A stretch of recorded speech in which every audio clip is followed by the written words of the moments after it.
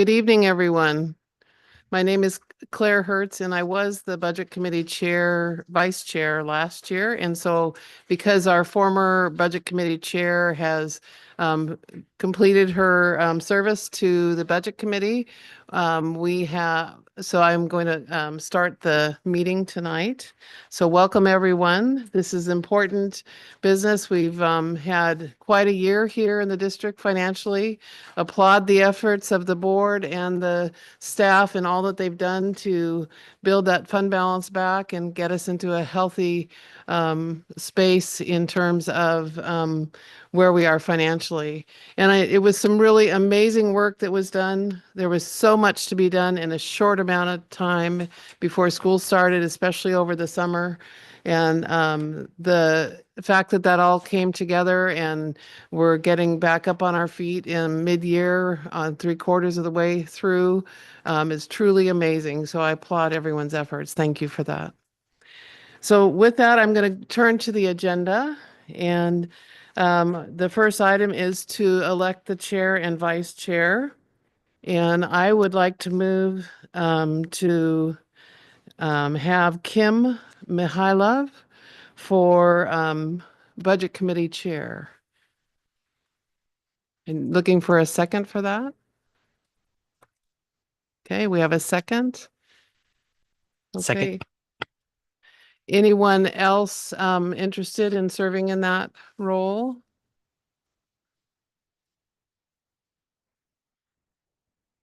Okay. So with that, I'm gonna call the question and put it for a vote. All those in favor of Kim Mihailov as Budget Committee Chair, say aye or raise your hands. Aye. Okay. And anyone opposed? Okay, the vote is unanimous. Now, Kim, I probably didn't warn you this, but now I get to hand you the gavel. And I hope you're ready for that to run. The next item is running for the vice chair. Okay. Thank you very much, Claire. And unfortunately, she's off camera and I'm wondering if, you know what, okay. I don't know if Judy's coming or not. We heard from Judy. I have not. Okay. Yeah, go ahead, switch. Yeah.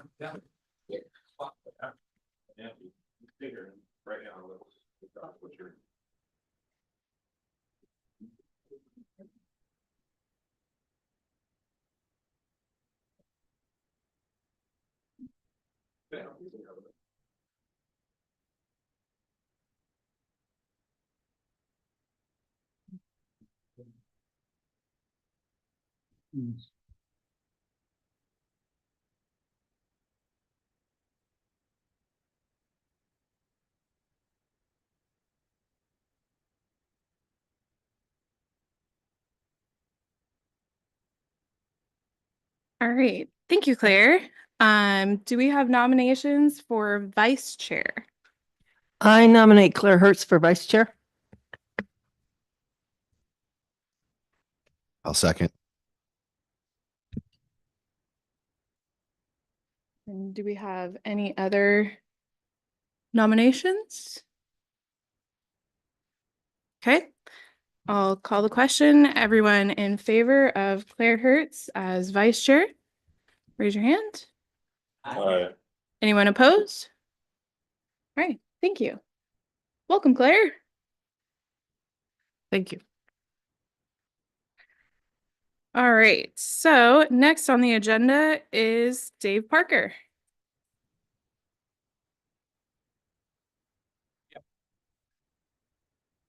Yep. Okay. Go ahead and get this going here.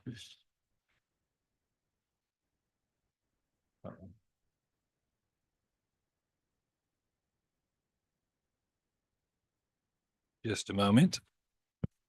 Good. There we go. All right. So I need a PowerPoint to keep me on task. So we're going to keep this up for this. So we did the elected the chair and vice chair, and then we're going to have just a quick little update on finances. But also I wanted to remind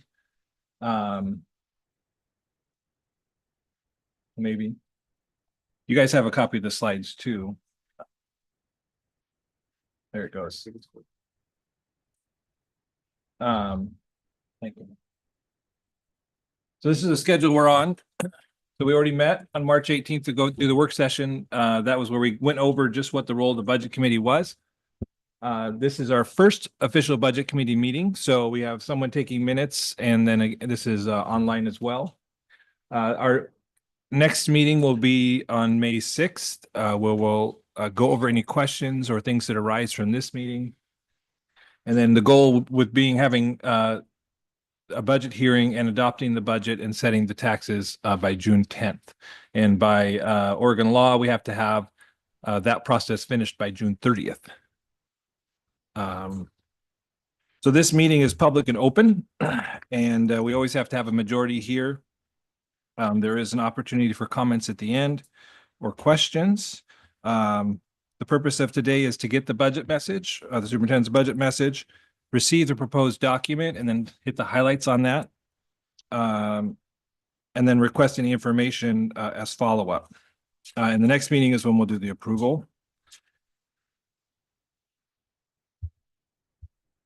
Just a quick update on the state. We were expecting a state school fund update today, but I didn't see it.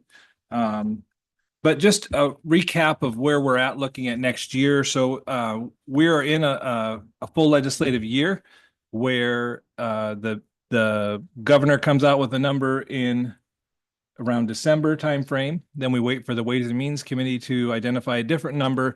And then finally, we wait for the legislative body to actually give us the real number. And just given where we're at, we don't know exactly when we'll get that, but we're hoping that we get it, in the May timeframe is the goal. But it doesn't stop this process that needs to happen. So what we're going on in this budget is the governor's numbers. And that is and she proposed a 10.5% increase in the state school fund as a whole. Doesn't equate to us that whole amount. We don't see that same amount, but that the number that she's proposed is 1.1 billion higher for the biennium, which is a big jump. And so and 40% of the state fund goes to education. These numbers again are in your slides. And then of that, the state school fund portion, ours is going up 4%. And then the other percent piece of that is our local taxes. So the state funds schools on something called an equalization formula, which is a combination of state funds and local revenues, property tax revenues. And what the state does is they set a per pupil funding ratio. And then depending on what amount of property taxes we get in, they fill that with state monies to give us that per pupil ratio. And it's always fluctuating.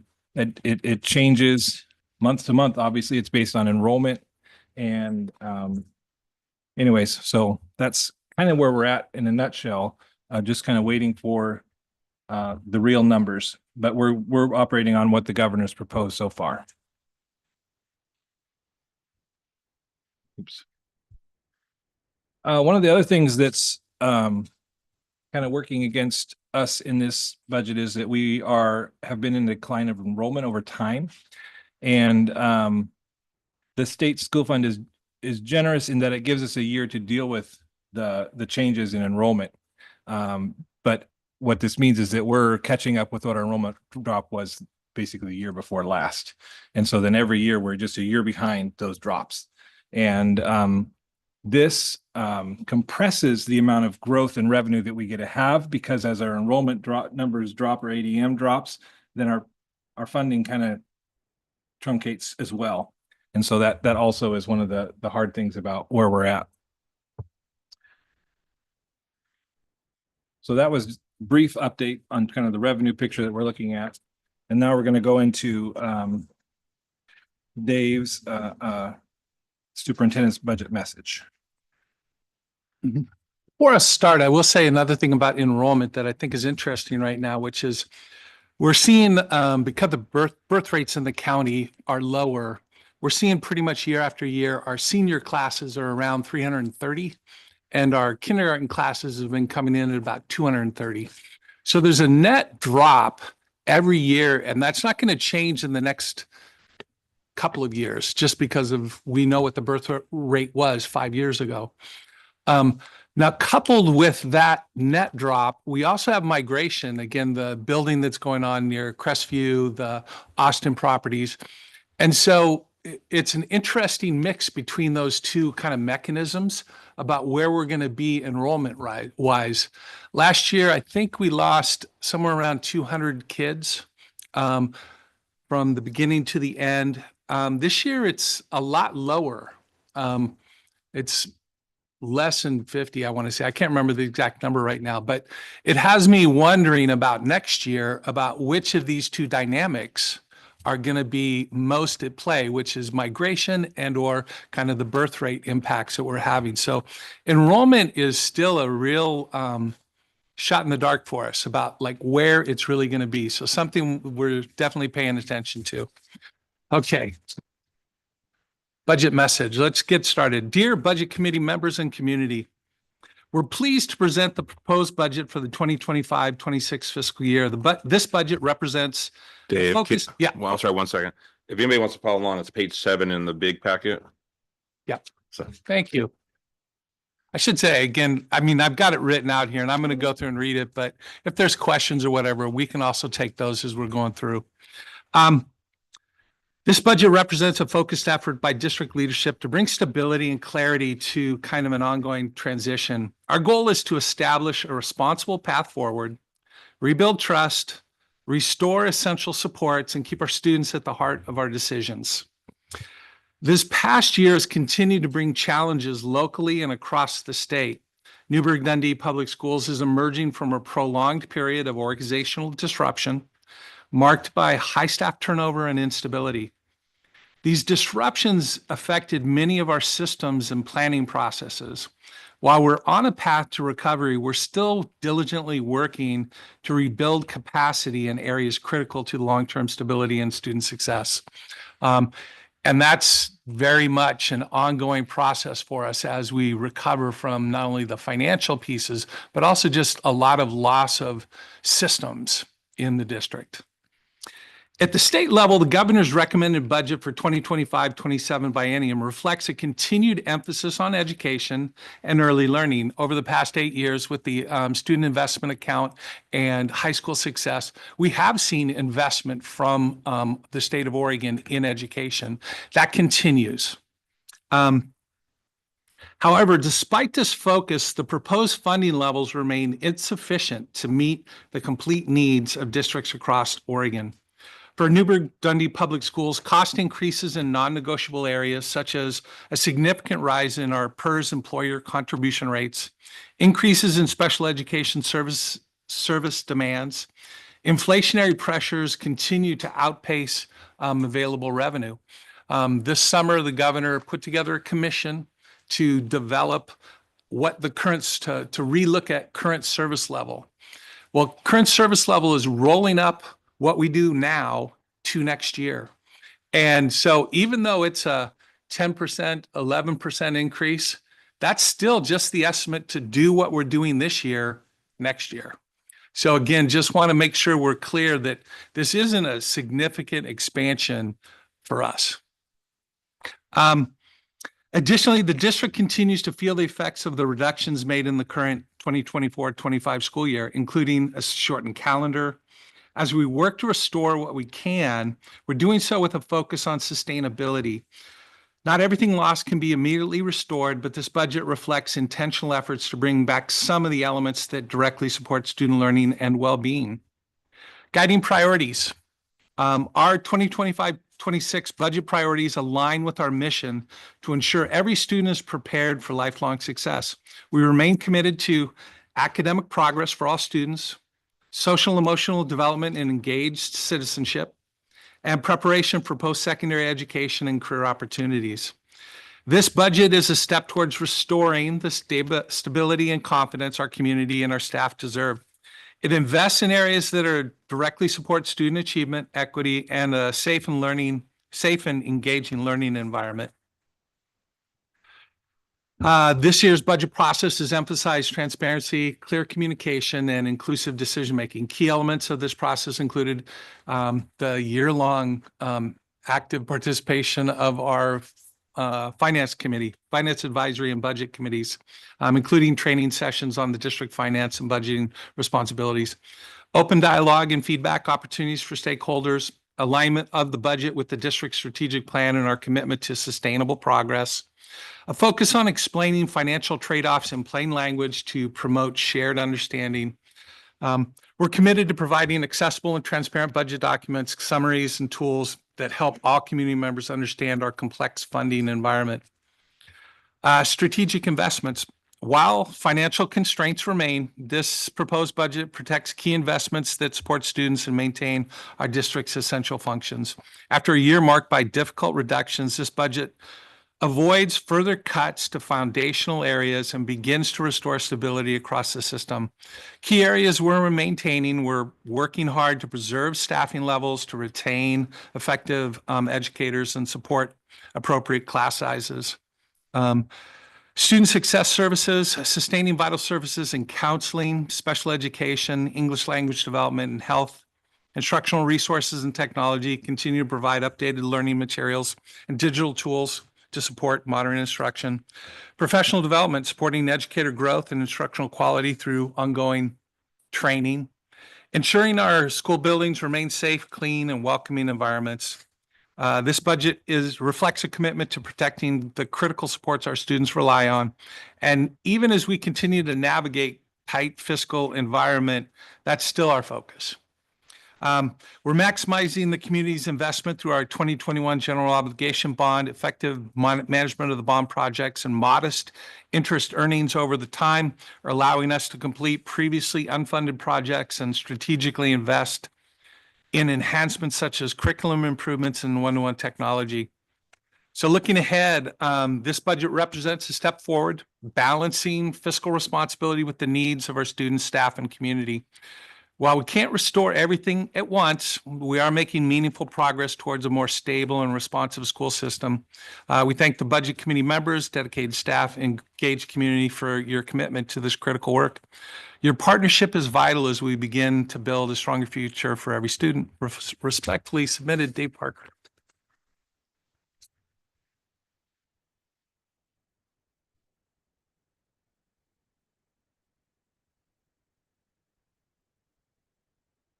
Questions or comments about that? All right. Thanks, Dave. I was reflecting a little bit on the statement that Claire made, and I think it's a healthy pressure that we have to recognize and act on the work that the volunteer committee made, the finance committee, but also the budget committee, what they went through last year. And I want you to know that pressure is real for me, and I know it is for Dave too. And I think, this is my disclaimer. Being little more than 2 months on the job, I have high expectations of myself that I don't feel like I'm not meeting. The learning has been really, really heavy, as not just on the budget side, but on the system side of getting into this role. And I will tell you that I'm putting in my best work on this, but it doesn't feel like my best work. And that's just an admission that I have, not of not being confident, but in recognizing that there's a lot that was undone here and still is undone that we're working on. And we have a great team of folks that are entrenched in this work and fixing things. But the problem didn't happen overnight, and we're not going to fix it overnight. So just so you know, the document that's in front of you is wrong. As soon as I clicked print on it, there's errors in it. And the actuals that are going to happen between now and then are probably going to be different than what's in here. But what's different in how we're going to do the work is that you all are going to be part of the work. The board is going to be part of the work. The conversation is going to happen when it's a tough conversation. Dave has a saying, he calls it wrestling the bear. And I have an image in my mind from a Leonardo DiCaprio movie of him being mauled by a bear, but we're not going to go that physical, I think, but that's what pops in there. But anyway, so just saying that the team that I work with in this office is an awesome team. I'm proud to be here for 2.5 months and for the things that we're going to accomplish together in making the district better. Now, I say that rosy, but I think I also need to tether it back on that to make things work this year, we cut 8 days. To get a fund balance back, we're depending on a reconciliation payment from last year. So the work is not done. We still have tough times ahead. We are built on an 8-day deficit right now. And so that's, just so you know, that's the hard part. And we have a declining enrollment. That's another hard part. So that's my disclaimer. And I do want to, again, thank the volunteers and you guys especially for being part of this right now. So thank you. So just some highlights on some things. So when we got in, you know, we have some things that as we got into here that come up that not having the turmoil that we've had in the last year, we don't get a plan for these things. They're just there, right? So things like employee steps or bargaining or liability insurance increases. Our liability and workers' comp rates are going up next year. So that's like $200,000. I have prior budget errors and reductions. It's listed there. We have things that weren't even in the budget that we had expenses for, like our copier lease was $125,000. That wasn't in there. Our utilities were under budgeted. And so to get them up to budget, we have to not only increase the budget to get to where they are, but also for the increase that's above that. And so that one totaled almost $700,000. So those are things that we're pushing into this budget, but we have the same amount of revenue that's driving what we're doing. And I'm crying wolf because the wolf's here. Okay. So and then the big heavy is the PERS rates. So our PERS rates went up. That was estimated to be around 1.8, 1.9 million total. We have a Senate bill that this is a risk that we're taking here. There's a Senate bill 867 out there that looks very much like it's going to pass. We're putting that savings of 1.6 points in this budget so that we have room. We have very little margin in this budget for expansion or capacity for things. So it's very tight because we wanted to demonstrate that our revenue is the most important thing, because that's the boundaries that we have in our expenditures. So that's what's important. What's the House bill? What's that? 867. But what's it? Give us a synopsis of it. Sorry. Thank you. There is a reserve fund that the state has of, I think it's 167 million.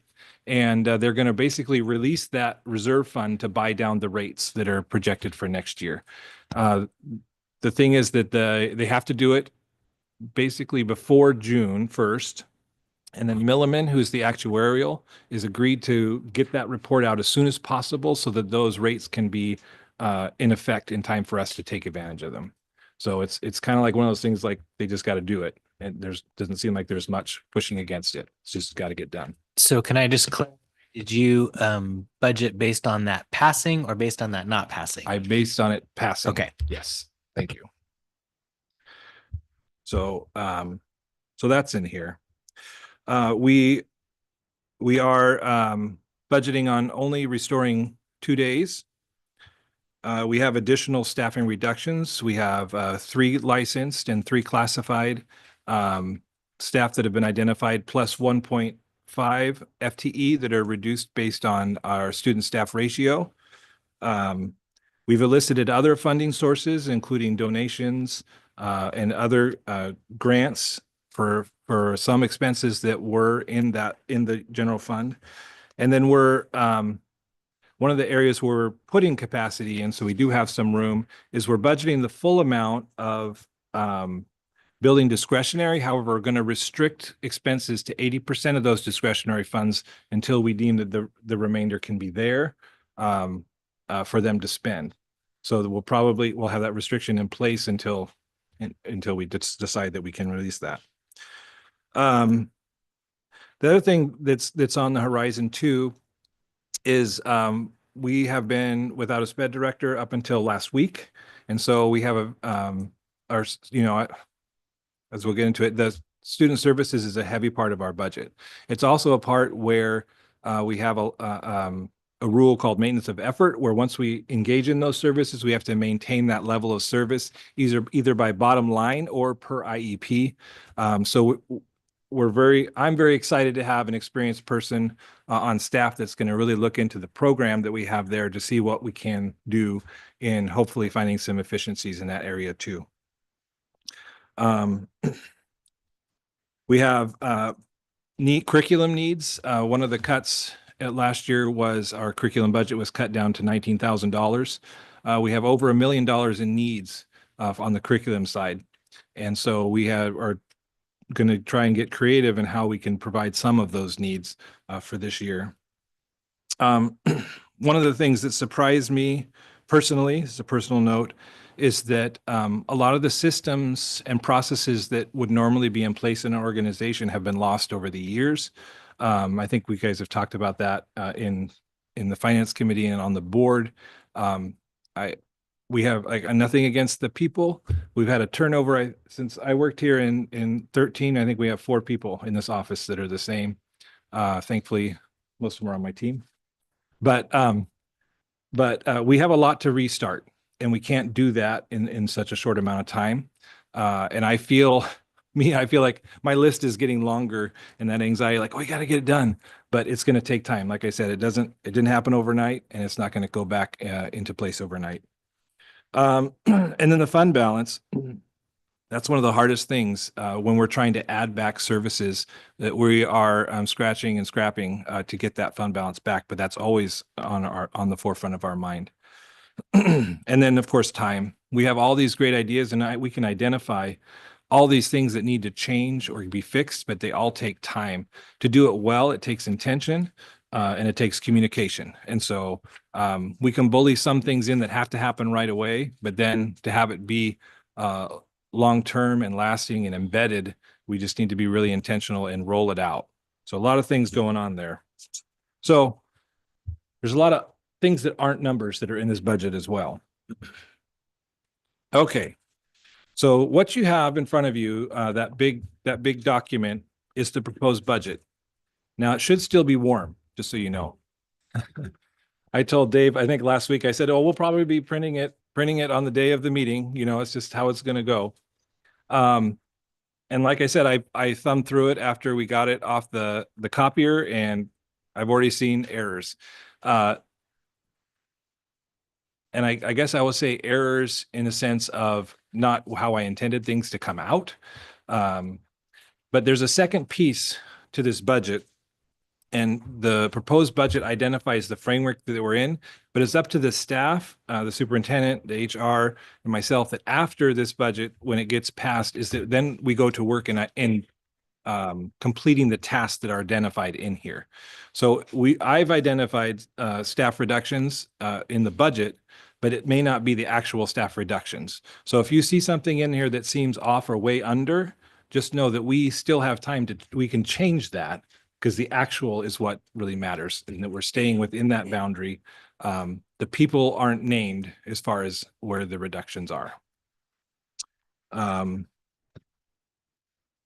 right, so going to page 13. So the total of all funds in this equals 104 million rather, excuse me, 104,070,512. That is the total activity that we're allowed in this budget. That number does not mean we have $104 million to spend. That just means that's how we're how would you say, this is the sandbox we're building our sandcastle in. So these are the grains of sand we have.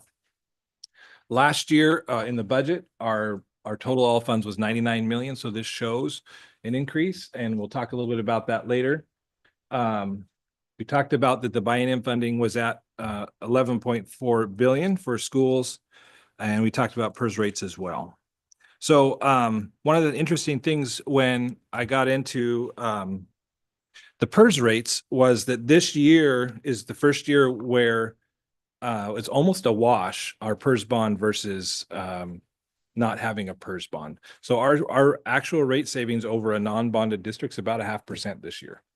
Now, last year, that contribution was about 18%. But what's happening is as we get, this bond was issued in 2003, and the offset was greater in the beginning when our salaries were lower. And as we're moving forward, the rate credit is becoming less. And so this bond will expire in 2028.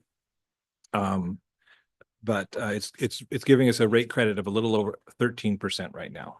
So what that means is for 13 cents on the dollar that we're getting a credit for every dollar of salary we spend. So in that proposed fund, and there's a lot, let me back up a step. The table of contents in there shows the break between the different segments of this budget that I'm going through. I don't expect you while you're sitting here to understand anything about what's in that book.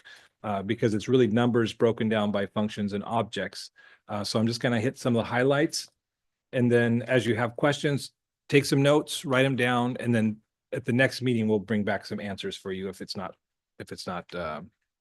plain and obvious. Okay. Back to the general fund. Oh, go ahead, Greg. A quick question. So your revenue estimates, what ADM is that based upon, and how does that relate to this current ADM, which would probably be our hold harmless for next year? So the ADM is set by the state right now. And right now, oops, in the last budget meeting, oops, that's 24-20. I don't have that one right here. But I'll bring it onto the next meeting. So it's the hold harmless that we have for last year. So last year we were funded on the this year we're funded on the 23-24. Next year we'll be funded on this year's ADM. So and ODE highlights that for us basically. So I can bring that next time. Thank you.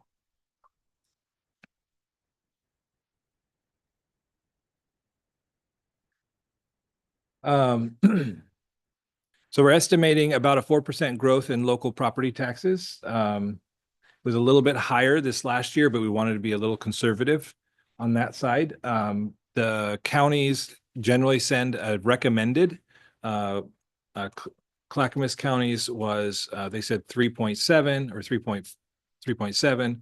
And then I haven't gotten one from Washington County, but Yamhill County is right around 4. So we're putting 4 in there. I will note on that one that our prior year collections this month came in almost twice what we expected. So this is a little bit of guessing work on this stuff too. So our other local revenues, which are things that are not property tax related, are about 900,000 in there. Intermediate sources is our county school fund and Willamette ESD transit. And the transit is dollars that we don't use at the ESD, but we're able to request them to flow through to us. I think Google Slides messed up my thing here. I'm hiding our state sources, but that's in there. It's actually, maybe it is mine. Can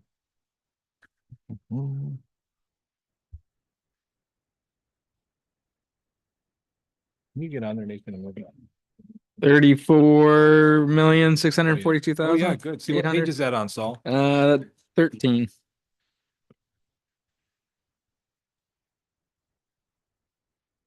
Ta-da. See, oh good, you have a document. Perfect. Gold star. All right. And that's right off of the state school fund estimate, the last one we had. So that's that. Federal and other, we have no federal revenues. That 10,000 is basically if we sold something and we got cash, that's a placeholder for that. And then we're projecting in the proposed budget an $850,000 beginning fund balance.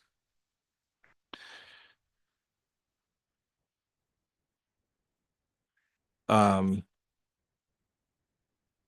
okay. So our general fund, again, is our operating fund. It does the heaviest lifting of all the funds. It does a myriad of things that includes transportation, maintenance, our licensed staff, our support staff, our crosswalk folks. It's all happens out of the general fund. And so right now, and this is pretty close to this last year too, 57% of our revenues come from the state, 37% come from local property tax. And so last year it was 58 and 37 as well. But mostly the reason it was a little higher on one side and the other is because we had zero fund balance in last year's budget. So we have a little bit in this one, 1%. And so that shaved that.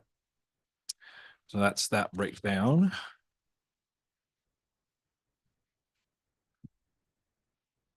And other ways that we look at how the expenditures happen is by appropriation. And appropriation is the basically the function of those budget dollars. And so, man, this thing is all messed up. So 34 million is going towards instruction. And that includes salaries, benefits, purchase services, supplies and materials. That's all included in there, and the instruction level. So that's directly in working with kids. The support side, those would be like our maintenance and custodians, our secretaries, folks at this office, your administrators. That's 26 million. Community services, this is a kind of a placeholder, so we have that appropriation level here. Oh, thank you. Just bothers me that it's all messed up here. Yeah. We have no facility improvement included on in the general fund. Other uses, we'll talk about this one a little bit later. And then contingency, I have is a placeholder for contingency that we changed some services around to get that. This is one of the things that I messed up on when I printed this, and that is in the second day is not in here. So that contingency is essentially going to be absorbed into that second day that we have. So the approved budget, we will probably move that out if you guys agree to that. So that was a bummer when I printed this. Nate, can you repeat what you just said? I want to make sure I'm tracking what you just said. Yes. So too much detail, I don't know. So when I projected salaries, I had one day in there. I did not update it to have that second day when I pushed it into this proposed budget document. And so what happened is when I was balancing, I'm like, oh, there's $150,000. I'm going to move that in contingency thinking, gold star for Nate, he found $150,000. But really what that is that second day needs to be in there.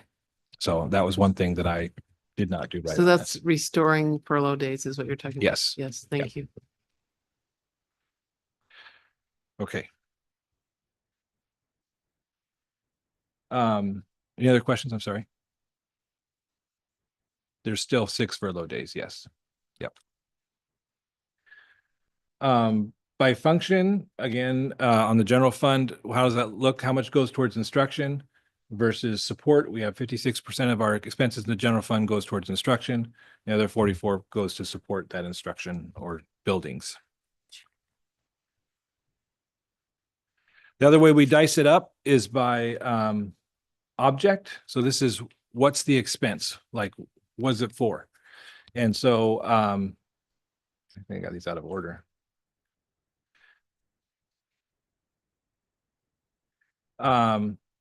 So basically, sorry, this is so small. Salaries are hundreds. We're spending about 28.4 million on salaries. From those salaries, we have another 18.9, almost 19 million that goes towards benefits. Benefits is where our PERS rates are.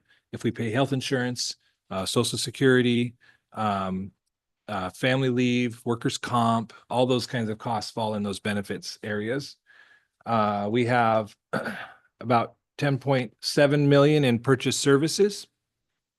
And purchase services could be anything from a plumber to a one-to-one psychologist if we needed help on this high needs kids. If we were sending a kid to a program, that might be in there. So purchase Excuse me. service has, yeah, Quick. Yeah. Oops. On the purchase services, do those include multi-year contracts or are they all year to year? yes. Year to year. We could have multi-year contracts in there for things like our HVAC techs Oh, or things like that, but it could be either. So yeah, Okay. it just means we're hiring someone to do something, Mhm. and there could be a contract, or it could be for a point in time need as well, or students. the vast majority of them are around us hiring. Oh. That's so hard for me. The vast majority are because we were not able to hire into the position, so we're contracting out for it. So there aren't many, but again, out of facilities in some of those areas, there might be some of that going on. But most of what we're talking about there is psychologists and nurses and some of these positions that we can't hire to. Yes. Yeah. We're going to Thank you. try to fill them. Most of the time, we're in the moment, we're not able to fill that. Given a choice, we would fill that. Yeah. Actually, that gave me a pause enough to say one thing I forgot to mention as well. When you go through this document, if you look at what's in the proposed, so for example, the amounts plus the FTE, and you're comparing it to the budget that's currently that's on here, the 24-25 budget, just know that the 24-25 is what was adopted. It's not what's in place. So I think that's important because that budget got reduced pretty quickly.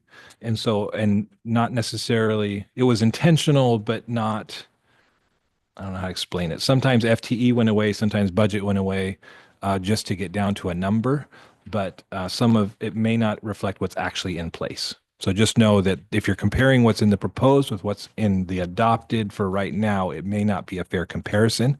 I would look back a couple more years to see what maybe the change really might be. And those are all good questions. Bringing those forward would be excellent because it'll give us a chance to explain what did happen. So if you see stuff, we want to hear about it. Yeah, a lot of homework going on looking at this stuff. Okay. That's the very, very high level of the general fund. Now on page 77, or 75 is the cover page, 77 begins the special revenues. Now, this is a big change in this proposed budget on the special revenues. It used to be that special revenues were mostly rolled up into a fund called 201. 201, as you can see on this page 77, has zeros beginning in this proposed budget. So what happened this last winter, excuse me, is 201 was broken out into federal grants and not donation. Yeah, donations essentially. And so as we move on, if you just flip past 201, so let's go to, there's a lot of 201s.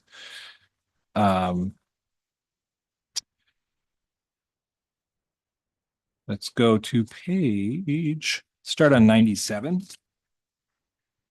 So a lot of these activities, many of these I'm going to stop saying a lot. That's one of the words that Toastmasters would beat me up on. Many of these activities have been moved out to their own funds, such as Tiger Manufacturing is one. Some of these funds, like this 230, were moved out, but it's one that was in the American Recovery Plan, so that one's over. But we still have to show these things until they fall off the actuals side. But starting on 101, our title grants are now broken out into separate funds. And so that's a change. They're now called out instead of under function level headings. And then all of our title grants are broken out. So if you were to thumb through there, and we don't have to go through them all, but just to see that there's a lot more, there's much more granular detail on the special revenues moving forward, starting this year. And so the breakup of where we get our special revenues is a lot different than our general fund. And so you can see that about 45% of those are from state grants. 24% are from federal grants. 16% is local, which means the money comes from somewhere in the state, but not these other areas. And then in our special revenues, we have 15% of it is fund balance. So donations are one, and sometimes grants, we get the money, but it's not spent right away. And over time, that builds fund balance. So we have a pretty sizable fund balance of 15% of these revenues. It's there. And where are these special revenues directed? So we got, of the 14.8, almost 15 million in revenue we have here, 8 million of that goes to instruction, towards instruction. Almost 4 million goes towards support services. 2.2 million is community services. That one's, a majority of that is our food service program. That's federal grant. Small amount towards facility improvement. And then we have some transfers that are in there as well, that are for, one of the breakouts that happened when we broke out these funds was, as we moved our ASB accounts or student body accounts, from random banks to the same bank, we've given them, it moved them into a different fund. And then our office is reconciling those funds, here.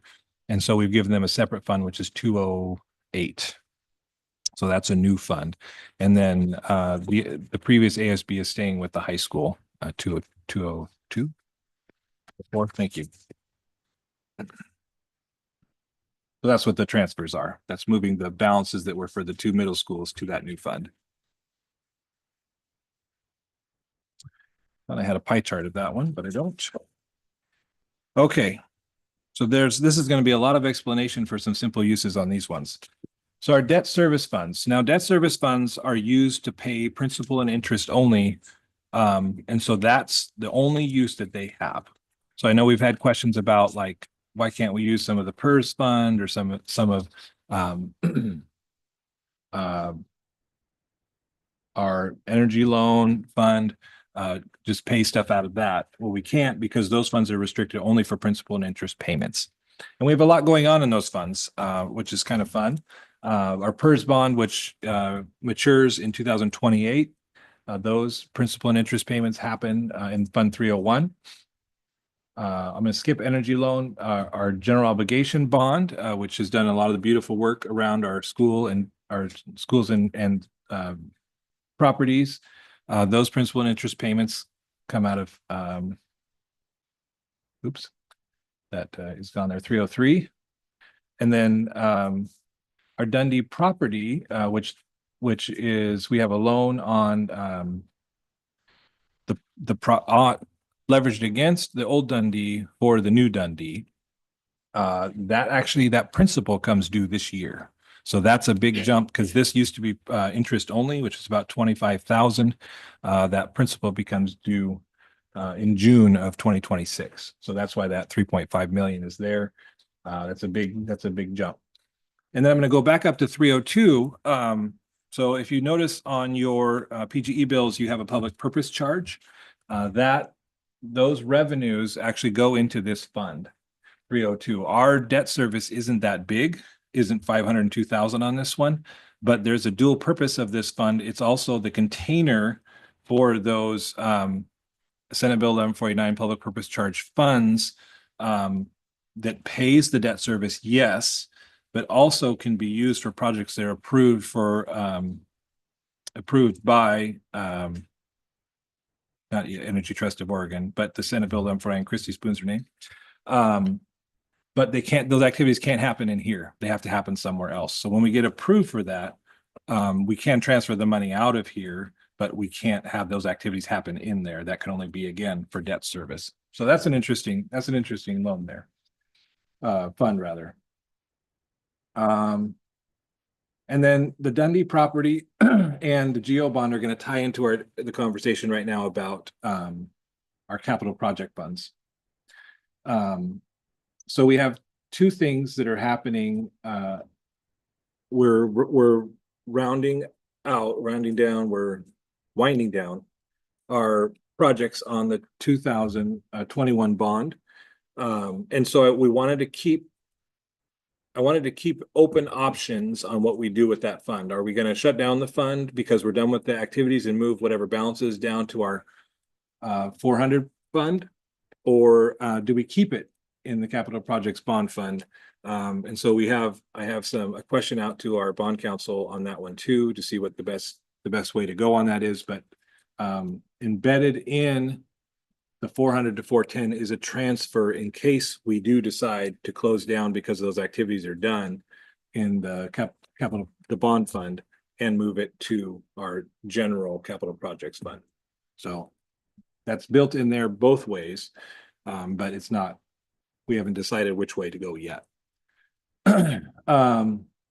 Construction excise tax, when there's improvements in buildings in our area, we get I couldn't tell you what it is right now. It used to be $1 per square foot. I think it's $1.25 now. I don't know exactly, but those revenues go into construction excise tax.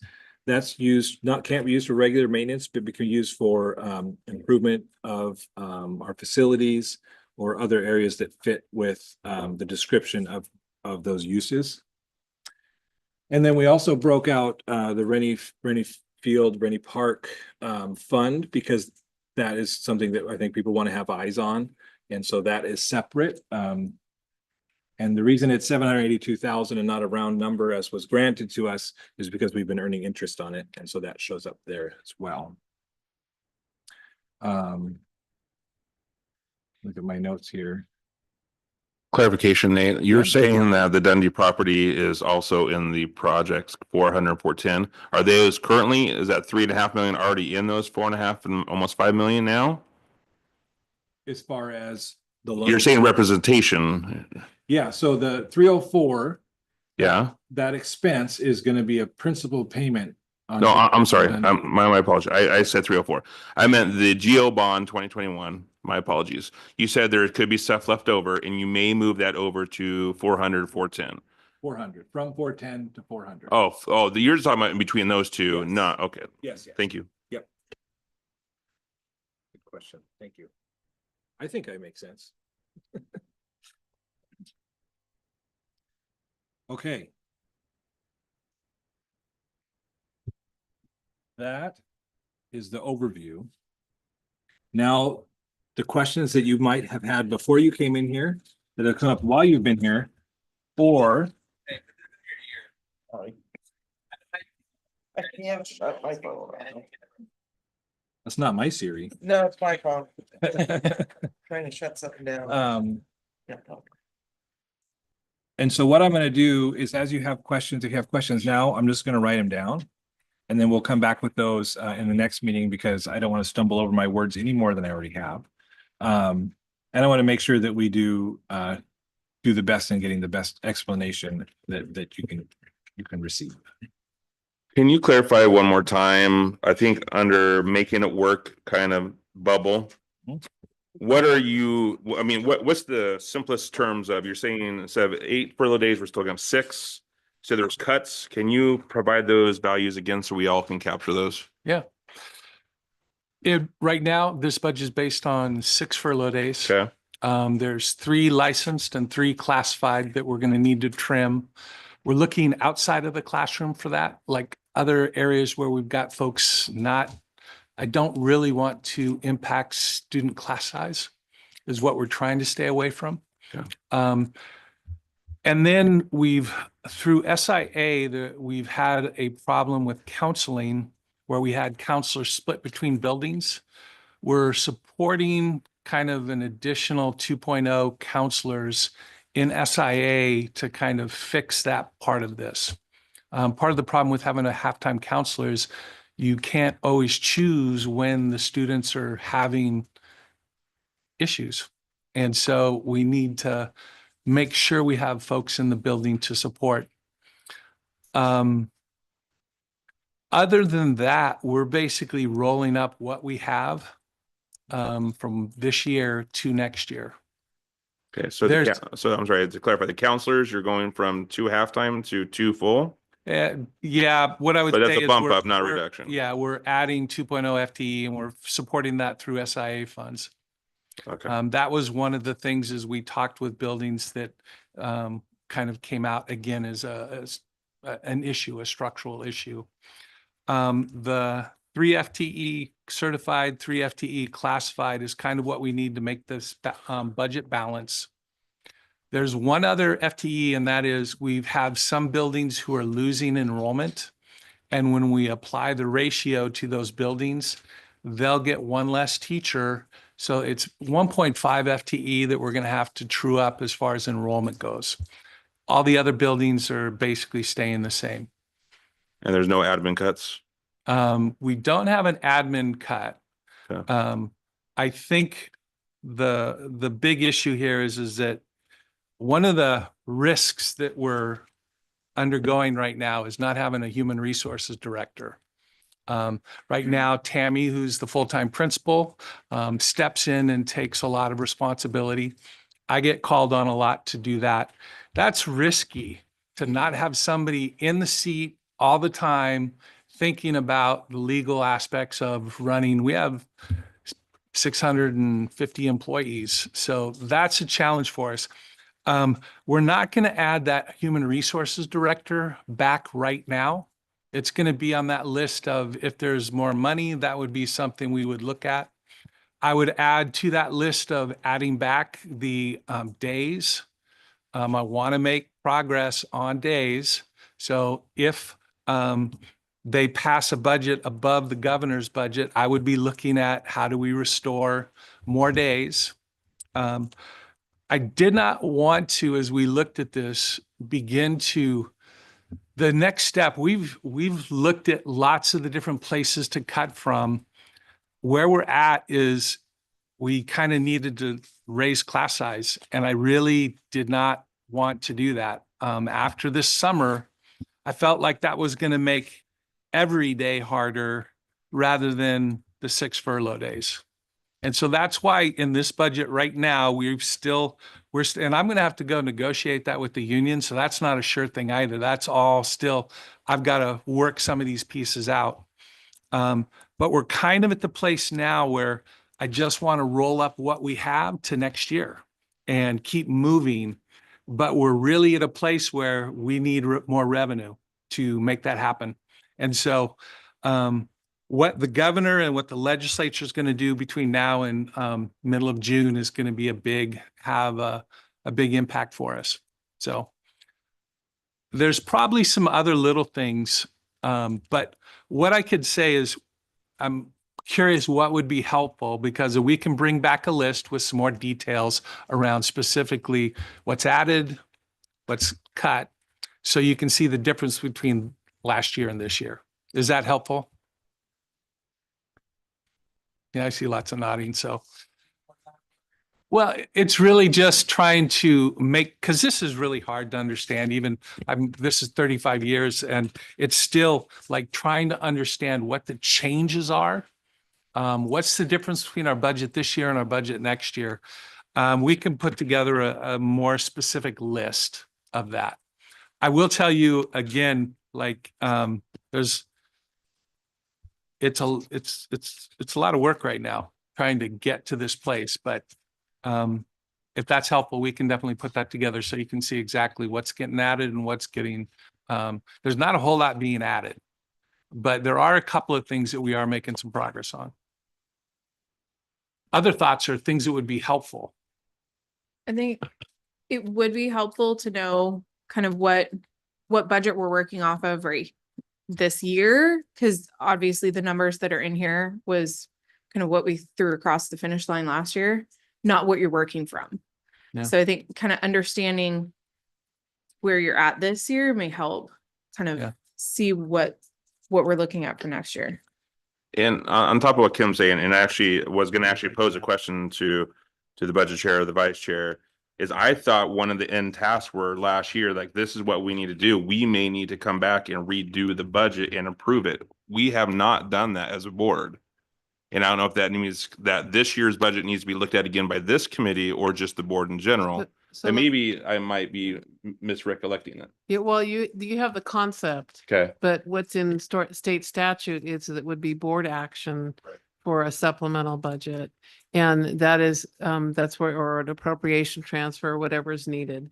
So yes, the idea was because we had such a short timeline and we did just kind of an across the board reduction, and we knew that wasn't reality and the work had to be done over the summer. I'm just reminding folks the process.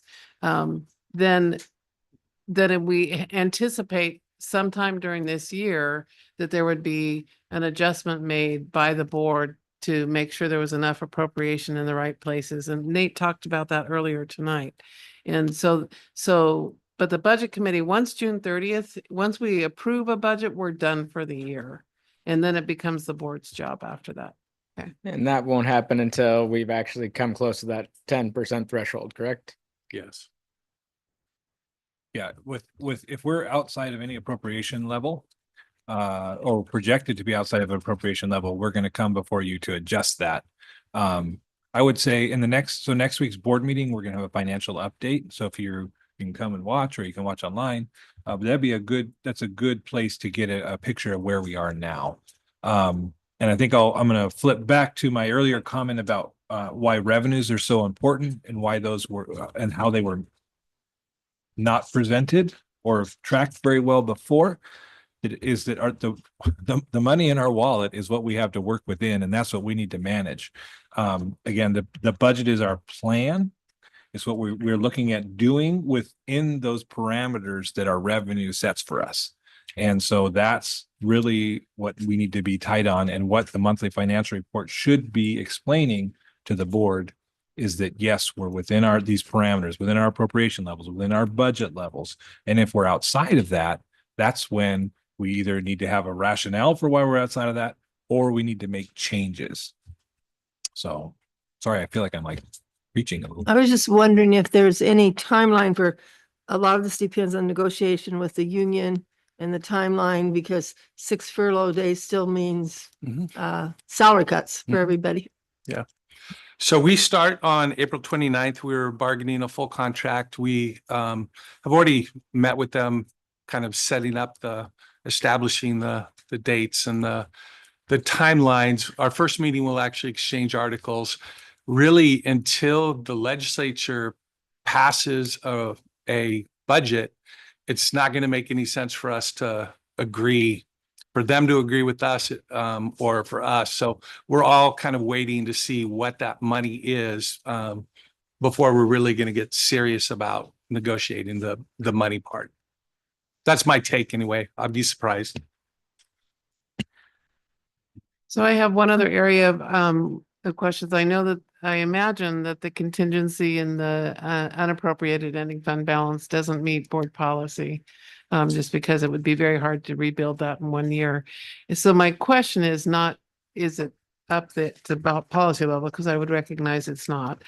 But the question is, what is the plan? Over how many years do you anticipate it will take to rebuild that?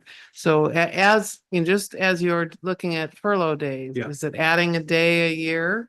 You added 2 this year. And so, what is the plan to get the days back, and what's the plan to get back to the board policy? And recognizing that the board, each year that you're not meeting, would need to incorporate that in some kind of action. And I believe that could be incorporated in the adoption of the budget that they do at the end of the year. Great. We'll bring it back. I have several questions that I wrote down, and I just wanted to start by saying I recognize and I appreciate the difficult spot you two are in coming in. I recognize and am grateful for the hard work of doing this. And I feel like my job as a community member on the budget committee, given what happened last year, is to ask the kind of questions to know what the assumptions are going into this, so that we hopefully aren't surprised. So the questions are not to be taken as critical of your work, but more like my responsibility as a citizen member. So I just have a couple like general things to get at the assumption. One is when you spoke about the Senate bill and the PERS thing, it made me wonder as well. I know there has been talk about increasing the cap of SPED dollars. Mhm. And so what I want to know is if you've budgeted with the current cap that's in place, or if you've budgeted hoping that's going to change. Current cap. Current cap. Yeah. Great. Second thing, in the district that I work in, what we have seen this year is a huge increase in our sub costs that we think is largely from increased use of the Family Leave Act and the Oregon Family Leave. How does this budget reflect what you're seeing this year with sub costs, and how are you conservatively planning for that for next year, so that there isn't a surprise from that end? So on that one, what I can tell you is we increased some sub costs, but I'm going to come back with an answer because I'd rather give you some specific numbers so that we can make it. We'll come back with that answer. Great.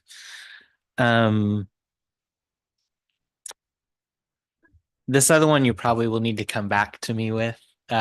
It's more, how would you answer someone in the community who is watching the news and might say, what is the plan if all federal title dollars are cut? Because that's a substantial chunk of money that goes into staffing. How does this budget, or how are you as a district thinking about that? And I recognize there's not an easy answer to that, but I know that question will be on some people's minds. And so would love to hear kind of what the response is to that. Yeah, I have an answer to that, but I'm going to come back with an answer because again, it's a really sticky situation for the state of Oregon, because of if those funds go away, you either have to replace them or you have to cut. And so let me come back with a better answer. And I had the same question I think that Claire had of kind of what's the aim for the ending fund balance this year, and what's the hope in regard to what current board policy is for that reserve. So thank you. Yeah. I had another question on page 21 and 22 on the scattergram. On the 21, I'm not seeing the step listed. And then on page 22, I'm seeing what I'm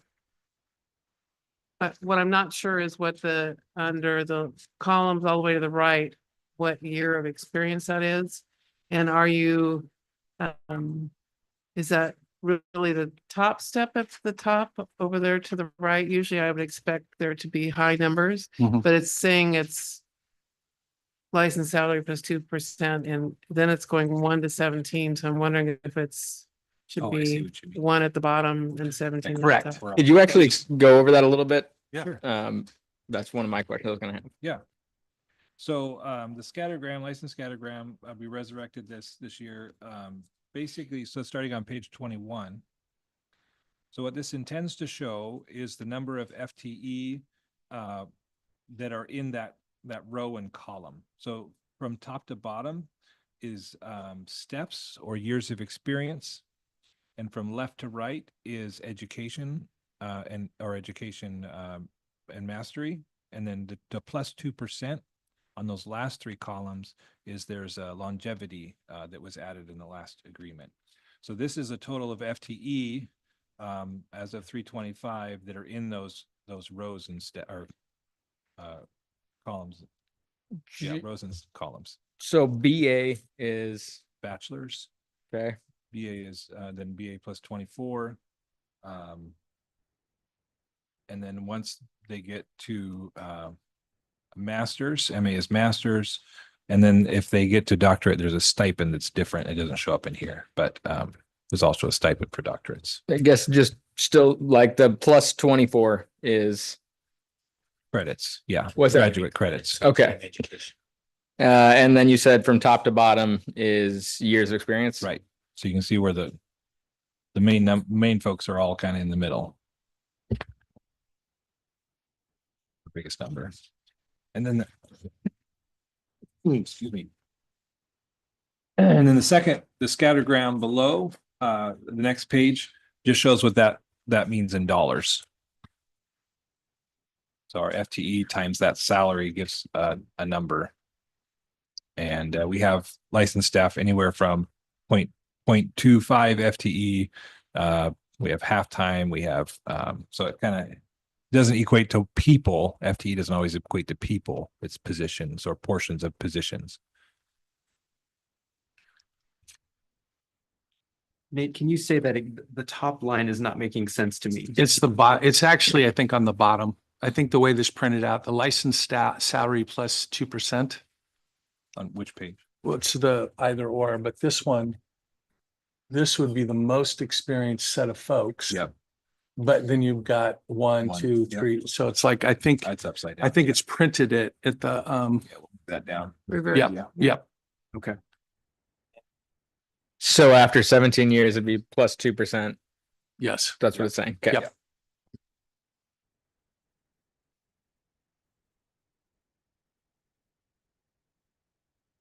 Couple of questions. I want to, like Greg, I want to just name the difficult situation and appreciate the work that's gone into this. Couple of things that I think will be helpful. What, as we think about building days back, what are our operating costs for a single day? Right now, it's about 263,000. 263,000? Yep. Okay. And that's with salary and like That's physical building that's plan. cutting everything Yeah, down. yeah, okay. Yep. One advantage of letting others ask questions first is some of mine get asked. So I appreciate the question about contingency for title funds, Greg. What about in the case that the state school fund and what is approved by the legislature comes in lower than what the governor is recommending in her budget? Then we come back and say what that means for us, and we make adjustments and changes to our plan to make sure we stay within our means. Has there been consideration of that so far? Just I'll be of honest, what that might no, I've just been trying to fit this stuff all together. Yeah. And then my last question is, I'm sure I missed it, but I don't see in either the slide deck or in the budget where the 6 furlough days is explicit. And I'm just thinking about from the community's perspective, right? If I'm going to download this information online and review, I know in our budget narrative, we say we're committed to transparency. Where would I find that information? Yeah, and the way a budget document reads, you wouldn't see it unless it was in the budget message. Or in the slideshow, I guess, because because the budget document lists things out by salary and FTE, and the number of days is a calculation that goes into those numbers. So there's not going to show up in one spot. It's just an underlying assumption that's embedded. So yeah, it's a good question though. Could we make that explicit for the community? Yeah. We'll add it into the ads. I mean, we'll add it in that part of the document where we come back and we provide you kind of what's added and what's not. Yeah. Wouldn't that also be in the calendar? Yeah, again, we passed our calendar, a full calendar, because that's where we started from. As we're now into this budget conversation and I've got to go negotiate with the union, we'll find out kind of where we end up. Can we also have how the enrollment number that we're basing the budget off of? Cool, thanks. Yeah, I have that down. I have a little data request, in addition to the substitute conversation or question that Greg posed.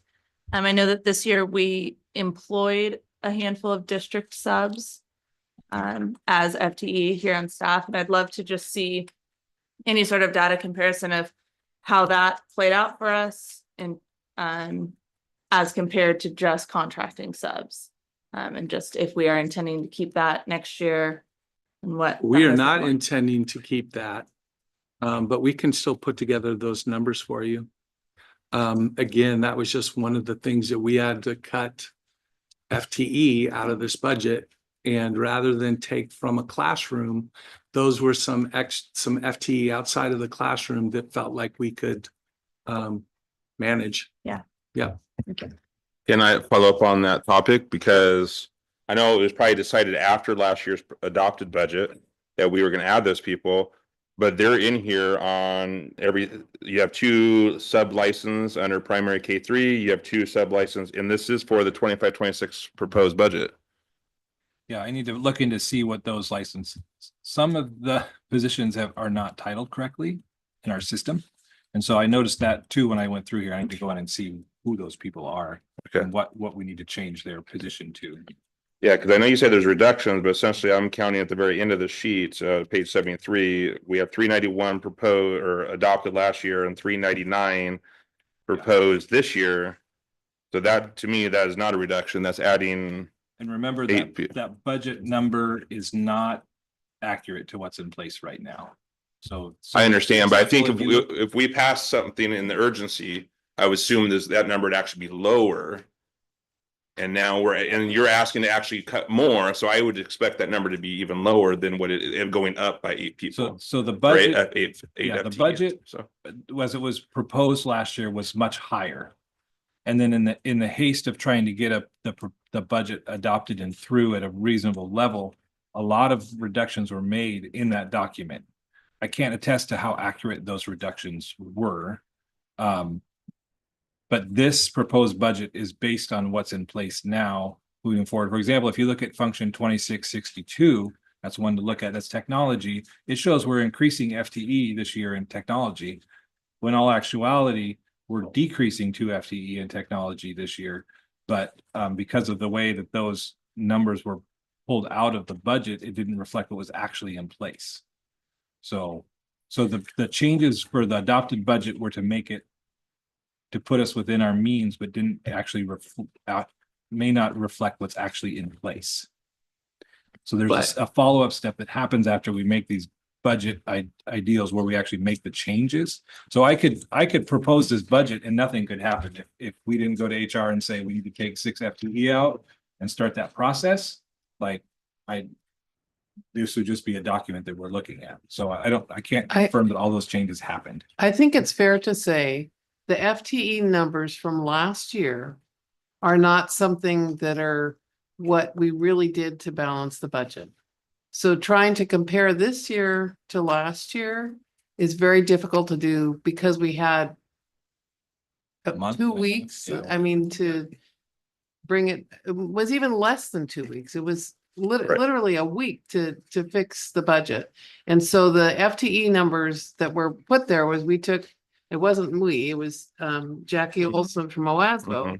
She took each line item and took out dollars in FTE to make it balance. She didn't have any quality decision-making process. She just did it so that we could balance the budget, knowing that after it was adopted, the staff and the superintendent, the interim superintendent would go through and create what was real for 24-25. So I think I started comparing and had many questions, and when I heard Nate talk earlier, I realized it's a fruitless endeavor because what we had to do last year was the only way that we could get it done by the short time frame by statute that we had to complete the work. And thank you. And then then coming back to Kim's point, so do you guys have a working document of this year's budget then? And I know you've shared you've shared updates for us, but like what our true FTE count is for this year? Oh, yeah. Yeah. Yeah, we could pull that. And I know these questions are pre the last few months. Yeah. That we should have done other actions before you two joined, Yeah. but I'm just. So your question's still a fair one. So we'll go back through. I wrote it down and just double check and we'll kind of circle or make a new chart around the subs and are they in this budget or are they not? So we can answer that question. Yep. Just to Would be we- clear, the actuals for this year, we will have in the next meeting, is that correct? Or Well, projected We'll have an update next week to the board, okay, which will basically is the reconciliation of what we're currently doing budget and expenditures versus revenue wise in those projections to show where we look like we're going to end. okay. I'm gonna talk about my maleness here and compartmentalize. So the budget process, once just kind of like we're talking about with the 24-25, once it's adopted, those numbers kind of go stale and we operate in real life is separate, I guess. That's not a good way to say it. But like what's happening right now and what's operating in Newburgh schools is not what's in the 24-25 budget. What's operating within those parameters, but it's not the actual. We don't adhere to every dollar that's in the budget. That's why we have appropriation levels, so we have reasonable ways to quantify and measure how we're spending in the budget. So I don't know if that helps, but if you were to go back years and years to say, how do we actually do the budget, you're going to see a lot of disparities. And that's why we have a third-party auditor that comes in and looks at what we did and what we're doing to make sure that we're doing what we need to do. And those are called actuals, the actuals. And that's what the first two columns in this is where we actually landed, in the prior years. Thank you. I have one other question, and it's on grant funds, and not federal grants, but the other grants that you might have. That's all under special revenue, or will I find that somewhere else? Yep. Yeah, the grant funds are all going to be in the 200s, special revenues. And which grant, or just in general? That general, where is it? No, I think that's it. Thank Oh. you. Would there be any way, just because I think this is something that would be nice to try to kind of wrap our heads around, would there be any way to get a list of positions cut last year and then what was added back? Yeah. Just so we can kind of try to figure out,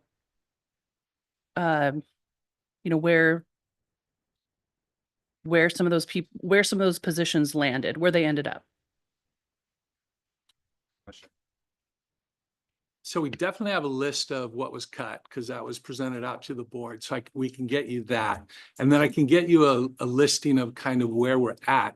But I'm not sure there's a direct link between this was cut and then we replaced it. But let me see what we can do. Definitely we have information on both of those sides.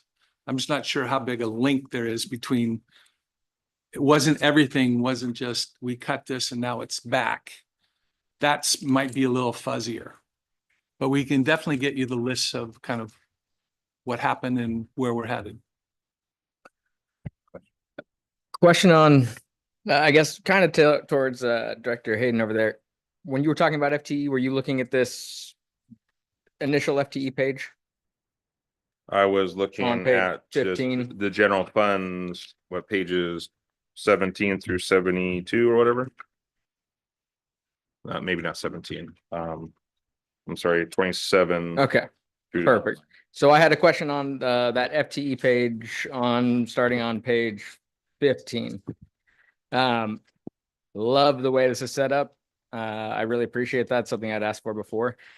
I just wanted to confirm. So that's that first column, the 2024, 2025, that is based off of the proposed from last year. That's all of that. This is what's live right now. This is live right Yeah. now. So what in the adopted as well, there will be more charts like this, but it will be reflective of what's happening right now, not what's so much in the proposed. Okay. If that's the case, I do have a question. Okay. I noticed there wasn't a total on that. I tried to quickly do some math. I believe it's 532-ish. Oh, FTE. Look at that.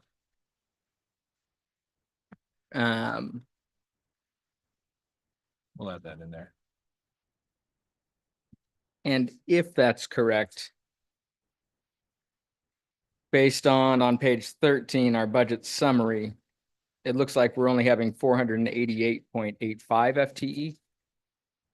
I'm sorry, which number? I'm sorry, which page? Sorry, so at calculating up all of the page 15 to page 20. Yeah. It looks like, and I was doing it quick, so I could be wrong. I think it was 532-ish FTE. Okay. And then on page 13, on our budget summary, all funds, it shows a total of 488.85 FTE. Mhm. I'm just curious. They came from two different sources. Perfect. I just wanted to know, I assumed Yeah. there was something I was missing or that not everything was in there. I'm just trying to wrap my head around equaling those two numbers-ish. Is the And- position list all funds or just general fund? Which list? I'm sorry. The pages 15 to 20, They are all. all funds. Yeah. Okay. Yeah. And also page And 13 is all funds as 13 on well. the if you far can- right should be all as well. Yeah. But that's. And that's so I long-term don't proposed. don't need that answer now. It'd just Yeah. be interesting to see that. And I would love, if and when possible, I assume that this is lower on the list of priorities. If we knew somewhat of putting this next year in that really nice FTE by administrative confidential and all those, I find that very helpful to then go back. So I appreciate seeing Yeah. this, and any clarification there going forward would be awesome. Yeah. Thank you.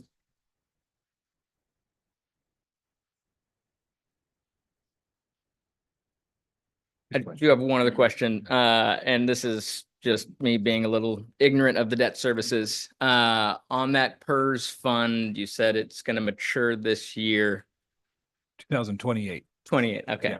And at that point, that money would be used to, So the, Pay yeah, down so PERS? the PERS debt service fund, basically was a big loan, that was taken out 2003, and then it's amortized over the life of it to buy down our PERS expenses for employees. okay, And then what that does is that gives us a rate reduction,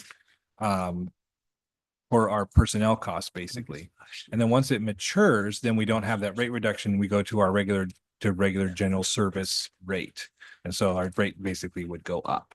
so currently we're getting that Yeah. we're- benefit. We're in the proposed, we're getting it'll be a 13.5% rate reduction. In this current biennium, we have an 18.5% point rate reduction. So there's some districts that are paying a lot per dollar of salary for PERS. Yeah. Thank you for clarifying that. It was lost on me for the moment. I have one question and a kind of a devil's advocate request. The question is, do we know yet how many employees are not coming back, or if they have declared retirement, are they still staying on payroll next year, et cetera? Like, is our median of expensive salary folks, and I'm great that they've been here for so many years and have that experience, but like, is that median coming down at all? Or, that's the question. So two things. One is that we have our initial folks who have said that they're retiring. So we have, like, my estimate would only be as of today because other folks continue to put in, but we can get you that part. And then two, what was the last part of your question? Because I just wonder Right. if we like rehired, I'm assuming then maybe it's a less tenured person or advance somebody up. Maybe I'm just trying to understand how it impacts our median. Well, we like salary riffed, rate. and when you riff, you take your lowest seniority folks who tend to be your lower paid, and we Right. riffed those. So I'm not talking about the RIF part. I'm talking about if they're gonna leave the district or retire, like, could it be offsetting where? It does. Okay. Where I was headed with that is that there's an experience rate where, because we now, after we riffed, had a more experienced staff, we'll actually get some revenue out of that. I think it actually happens next year. I'm not sure. The timing on it is kind of delayed. But there's several different things kind of working. Okay. As people retire, we do save money as we hiring and folks who have lower salaries. So that is a benefit for it. I don't think we typically calculate that because you just don't know kind of what's going to happen there. Sure. Yep. Okay. And my request, maybe you've already done this, and just to play devil's advocate yourself. So 6 furlough days, roughly 263,000 equals about 1.578 million. If we didn't have any more furlough days, we went straight up to full calendar, do we know what the impact would be for more additional RIFs? Have we even thought about that? So I haven't calculated that. Okay. But that'll have a big impact on student class size. Okay. It will be a significant impact. I'm just trying to understand, because we're just trying to be transparent. Like, I think even us and or the public should know, like, if we did go back to full schedule, at least a ballpark, you know, that's going to cut another 20 people, which then will increase class size by probably an average of 3 students per class, or you know, whatever. Just some, you know, throw them against the wall and see what kind of sticks. I don't know. I think I might have something else, but I'm going to sit on it for a second. So, What is the average teacher cost in the district? And if you don't know, just bring it back. I can't pull it out right now. Okay. Sorry, I'm kind of turning into a pumpkin at 8:30, just so you know. So generally it's around 120 is what we're using as a calculation for average with benefits and the whole boat. 120 with benefits. Yeah. Okay. We'll get you the specific number though.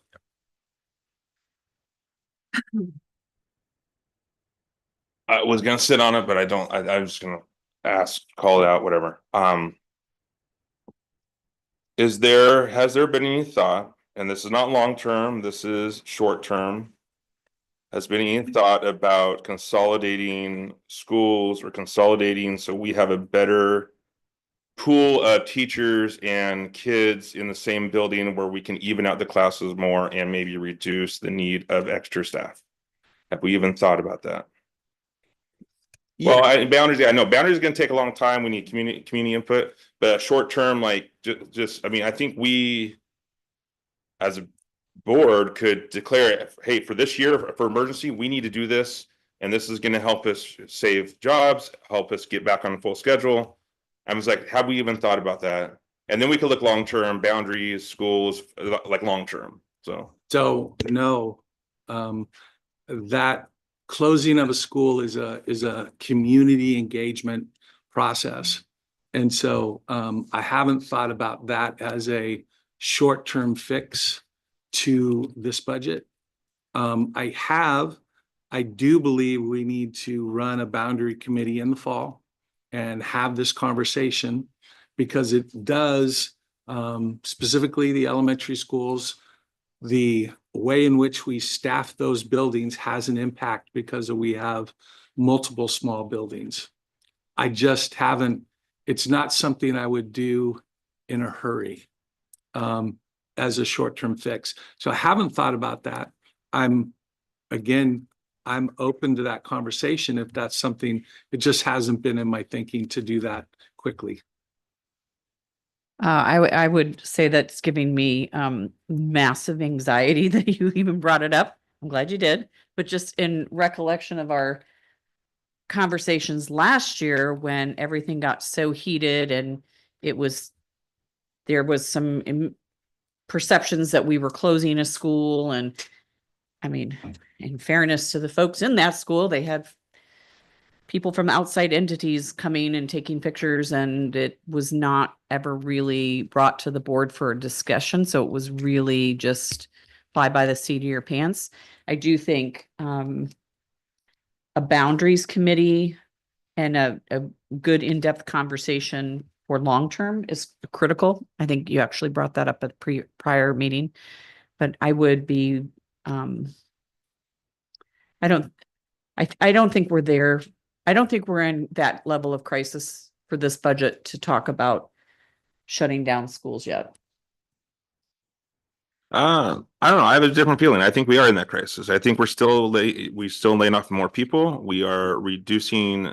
We have furlough days again. So that means reduction of pay, impact to all of our teachers and staff. So I do think we're somewhat on the fringe of that. And and I understand the long term. As a long-term solution, we do definitely need to get committees. We need to talk to the community. We need to get their input. I totally 100% about that. But I do think as a power of a board in cooperation with you, Dave, as I think we do have the power to say for this year or for at this point it's this year, it's like we need to do this, and this is going to help save jobs and going to help out even class sizes, et cetera.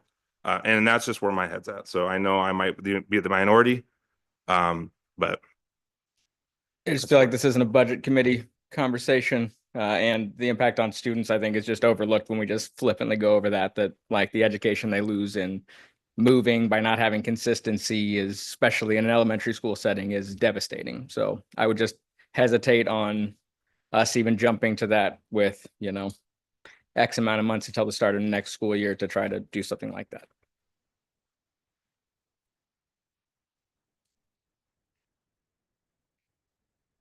Other questions? Again, these are all great. We'll put this together and kind of prep this into our next meeting. I'd like some more detail on purchase services, and I may have just missed it in here. But I recall in the last meeting talking about the amount that we pay for transportation and things like that. So I'd like to see that broken out and understand if there are current year contracts, if there is a multi-year contract, et cetera. Thank you. I also have questions about transportation and the bus contract. I'm looking, hopefully I'm looking in the right spot, page 66. I'm seeing that I think it's the number for the buses is jumping up. Is that based on the contract roll up or you know? Yes. So we have in our contract with First Student, there's elevators that are embedded in the contract. And next year it's a 4.5% increase on the base. And then also on the rates that they bill us on an hourly and route basis. So those are in the contract. As we go through the detail on our own after this meeting and have further questions, would you prefer we email them or prefer we bring them to the May 6th meeting? What's easier for you? Email would be great, mostly just so we can start prepping and making sure that we're going to come to the meeting and be able to answer folks' questions. Should we mirror out that question to everyone so that as they come in, people kind of know what the questions are, or just prep them and bring them in? I was gonna say, do we have a general just budget committee email distro list so everybody can see it, or do you want to direct it more towards you and Nate at first? I don't care. No, I just think, again, if someone's asking a question, everybody might want to see what that question is. We'll start prepping the answer, but that, again, I think will just be helpful as you're seeing kind of what other people are saying. Just want to be careful that the email doesn't become a quorum. So don't start a discussion or conversation over the email that way. So what he means is we're going to BCC you, so it'll come to you individually, and don't reply to it. Another thought is you could gather the questions and then on a Friday say, hey, these are the questions that we've Gotcha. received for this week. Do Yeah. not reply. We will be working on these in preparation for the next Yeah, I like meeting. that. That way we're not inundated with Yeah. a lot of emails, but Yeah. then also you can just do one and then, as Nancy would do in bright red, do not reply. Yeah, we can do that. I do have questions about the Dundee property. Nate, you had said that the principal payments are gonna be coming up on June 2026, you said. With that, where is that being budgeted? So that Question. cost, where are we putting that in? So that 3.5 million right there is the budgeted amount for that principal payment. The revenue because every fund has to have equal revenues and expenditures. It's a balanced fund. And so the revenue from that is scheduled to come from one of two ways. In the debt service fund, it's all going to be by means of a transfer. But if we have if the property sells between now and then, that revenue for the sale is going to go into the 400 fund. And then there'll be a transfer out of that 400 fund to meet the principal into that 304. If for some reason that sale doesn't happen, then prior to December, we'll be coming to you maybe for a financing to extend that so that we can complete the sale, but still make our principal payment. And so that's pretty much what we have in there for that. There's different ways that could happen. You can see that on page 183 and 184, the debt service fund. And then for the Dundee property, and that expense, the funds for that is not affecting our general fund and what we have. This is separate. Correct. Okay. Yep. And I will just let people know that we do have a realtor and we do have kind of contracts being drawn. And so there's progress being made on the sale of that property. We're still a ways from that being a certain thing, but there's movement and that's good. You would also need to look at page 187 and 188 in the capital projects for the actual transaction of selling the old building and then transferring the money over to the debt service on the prior pages I mentioned. So there's 4 pages in the budget that describe that process. Thank you, Claire. Does the district lease out any buildings? No, we don't have any active leases. Oh, we do have a lease of, we have a property over on Wilsonville Road. We lease it out for, horses and oats, I think, right now, but yeah. Thank you.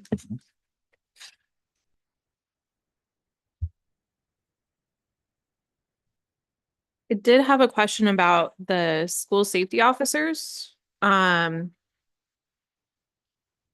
is the funding for that currently at? Because I know there was some movement with that last year and changes. So what's happening? Yeah, that's being funded through the SIA account. And that's actually, those pieces are actually on our website right now because they're right in the middle of the approval process for our integrated guidance. So.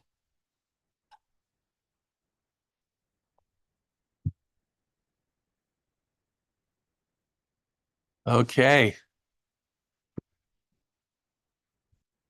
I think we're there. What's our next meeting? We have May 6th. Is that? I just want to make sure. That's on the checkout slide. I might be jumping slide here. Yeah, 2015 dates. Bet you can't guess what I've used this PowerPoint before. Where it says it has a date on there? Why recreate the wheel, right? Where did you see that date? Oh, I thought- Page 32. Oh, yeah, when I printed it from, that's why, when I printed it from PowerPoint, the hidden slides get The hidden printed. slides get- Yeah, dang it. See? Got me. I'm just human. Sorry, Jeremy.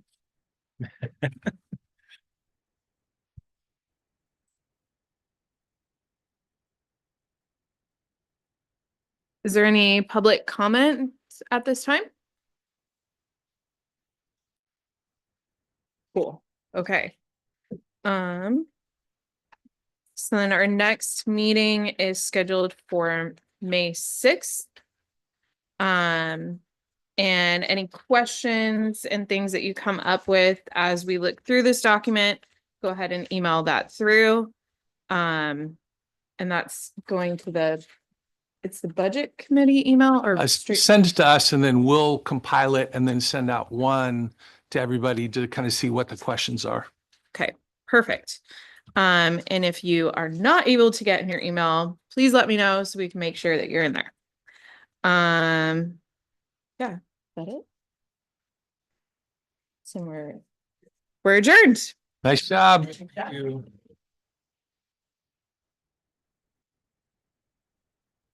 Sorry about the heat. Let's see if we can, We're saving on energy costs. Turn off the lights.